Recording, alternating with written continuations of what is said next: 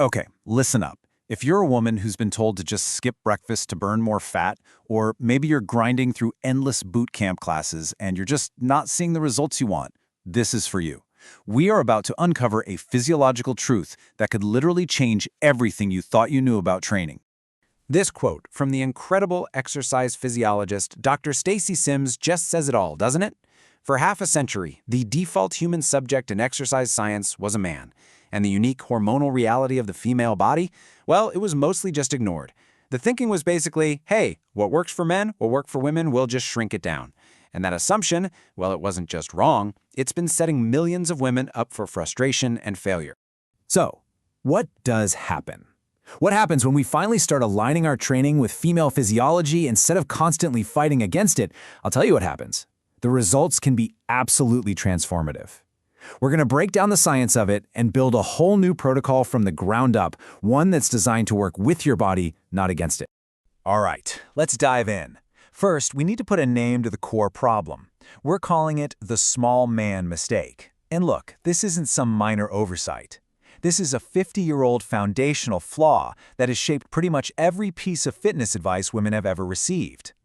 Here's the most crucial point to understand. Women are not metabolically the same as men. It's just a fact. You naturally have more of what are called oxidative muscle fibers. Think of them as your endurance fibers. They are fantastic at using fat for fuel. So a one-size-fits-all approach that was designed for men isn't just going to be less effective for you, it can actually increase your stress and mess with your hormones, working directly against your goals. And this brings us right to the first huge mistake that came from that small man thinking. The advice to train on an empty stomach. I know, intermittent fasting is everywhere, hailed as this miracle hack. But for active women, it can backfire, big time. Let's get into exactly why. You see, the female brain is exquisitely tuned to detect energy. It's constantly scanning to see if there's enough fuel available. This is a deep biological thing, tied to survival and reproduction. So when it senses a lack of fuel, especially when you add the stress of a workout, it doesn't think, oh great, time to burn some fat. It thinks one word, famine. Now here's where the biology gets really, really cool. The mechanism behind that alarm system is a set of neurons called kisspeptin neurons. And here's the difference. Men have one primary cluster of these energy sensors. Women, we have two, and they are incredibly sensitive to any kind of energy deficit. It means the female brain is just far, far more reactive when it thinks fuel is running low. And this creates a really nasty chain reaction. So you exercise on empty. Right away, those super-sensitive neurons start screaming famine to your brain. And your brain, trying to protect you, goes into full-on survival mode. It slows your metabolism, it jacks up your stress hormone, cortisol, and get this, it starts actively storing the exact fat you're trying to burn, especially around your stomach. But the fix is actually remarkably simple. All you have to do is send your brain a safety signal before you train. We're talking about 15 grams of protein before lifting or about 30 grams of carbs before cardio. This isn't a big meal. It's just a strategic little message that tells your brain, hey, we're good. We have fuel. There is no famine. And that simple signal gives your brain the green light to actually build muscle and burn energy effectively. So we've fixed our fueling strategy. Awesome. Now let's fix the training itself. This brings us to the second major error, a trap that so many women fall into, something called the gray zone. It's that frustrating place where you feel like you're working really hard, but your hormones are secretly sabotaging all of your efforts. So what is the gray zone? It's that state of moderate, sustained effort. You know, that boot camp class where you're sweating for an hour, but you never truly pushed your absolute max? That kind of training is stressful enough to spike your cortisol, but, and this is the key, it lacks the high-end intensity needed to trigger release of growth hormone, which is what you need to counter that cortisol spike. Let's be blunt. In the gray zone, you're just accumulating stress without getting the hormonal reward you need for change. You're just tiring yourself out. The solution is to get out of the middle entirely. It's a concept called polarized training, and it means you embrace the extremes. You either train very, very hard, or you take it very, very easy. And this table just lays it all out. On one side, you have the gray zone, that constant moderate intensity. On the other, you have polarized training. We're talking true high intensity, like lifting so heavy you can only manage 3 to 5 reps, or doing all-out sprints. And then you balance that with true low-intensity recovery. But look at the bottom line, the hormonal result. One spikes your net cortisol, the other boosts growth hormone. It's a total game changer. Okay, now for the last piece of this puzzle, at least for premenopausal women. And this is a powerful reframe. For way too long, the menstrual cycle has been treated like some kind of liability in fitness. But the truth? When you actually understand its rhythm, it becomes your greatest strategic advantage. It literally becomes your superpower.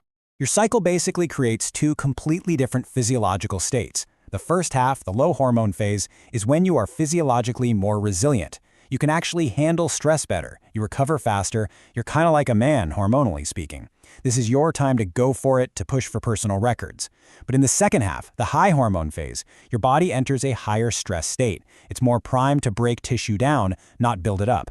That's when you pull back on the intensity and focus on recovery. And this part is so important. During that high hormone phase, your nutritional needs actually change.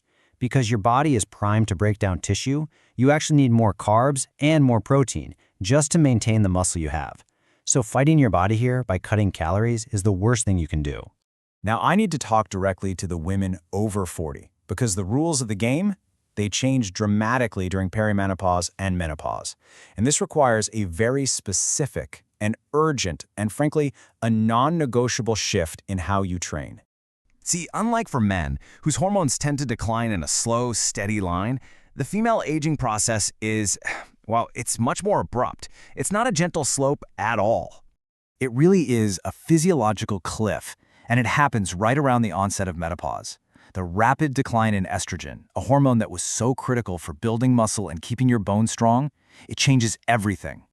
Without all that protective estrogen, your body's default state just shifts.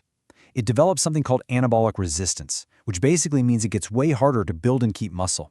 At the same time, it becomes way more likely to store visceral fat, and you start to rapidly lose bone density. And at this point, moderate exercise just isn't going to cut it anymore. It's not enough to fight these powerful changes. So the protocol has to become more intense and it has to be more specific. Number 1, you must lift heavy. This sends a powerful signal to your central nervous system to hold on to that precious muscle and bone. Number 2, you have to incorporate jump training. Just 10 minutes of some kind of jumping 3 times a week provides the specific impact your body needs to halt bone loss. And finally, number 3, you have to eat more protein, maybe up to 40 grams after a workout to give your body the tools to fight back against that anabolic resistance. So when you put it all together, the message is actually really simple, but it's also revolutionary. Stop training under a system that was never, ever built for you in the first place.